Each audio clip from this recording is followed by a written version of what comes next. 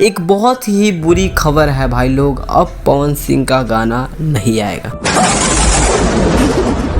क्या बोला तूने? अरे रुको जरा, इतना जल्दी उदास होने की जरूरत क्यों है भाई। मतलब मेरा कहने का मतलब था ना कि पवन सिंह का गाना उनके बर्थडे से पहले नहीं आएगा।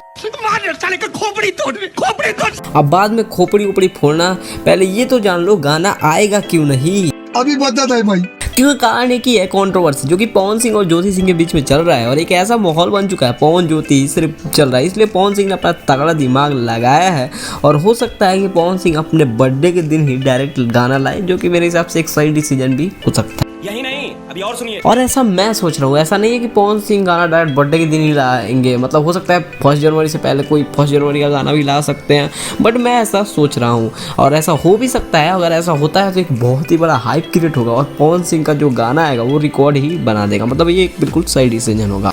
क्या बात है सर, क्या बात है। और ये वीडियो अगर आपको पसंद आया होगा तो प्लीज़ वीडियो को लाइक कर दीजिएगा, चैनल पर नए होंगे तो प्लीज़ सब्सक्राइब भी कर लीजिएगा। मिलता है किसी नेक्स्ट वीडियो के अंदर नेक्स्ट अपडेट के साथ या नेक्स्ट कोई मस्त रिव्यू वीडियो के साथ।